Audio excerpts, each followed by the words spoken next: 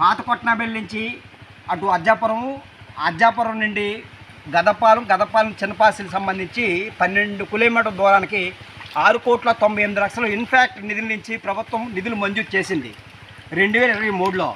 అప్పటిటువంటి MLA Dharmasri గారు శంకుస్థాపన చేశారు. చేసిన వెంటనే రోడ్డును మొత్తం గొలికేశారు. రోసేసి నిధుల్లాగా చేయిల్లాగా పెట్టేశారు. ఇప్పుడు పాత కొట్నాబెల్లి గ్రామం నుంచి అచ్చాపురం వెళ్ళాలంటే, పంచాయతీ కేంద్రానికి వెళ్ళాలంటే అంబులెన్స్ కూడా రాలేదు, ఆటోలు కూడా వెళ్ళలేని పరిస్థితి ఉంది. ఇటువంటి పరిస్థితుల్లో మేము ఆదివాసీ గిరిజన సంఘం, వ్యవసాయ కార్మిక సంఘం తరఫున ఏ అయితే రోడ్డు గొయ్యిల్లో నిలబడి ఇప్పటికైనా ప్రభుత్వం ఈ ఆటికి బిల్లులు చెల్లించేనే లేదా పనులు మొదలు పెట్టాలని చెప్పేసి వినూత్నంగా బురదలో కూర్చొని మేము నిరసన తెలియజేస్తున్నాం. గతంలో కూడా రోడ్ల మీద మొక్కలు నాటాం, గతంలో రోడ్ల మీద వంట వార్తలు చేసాం, అనేక ఉద్యమాలు చేసిన నిధులు మాత్రం మంజూరు చేయట్లేదు.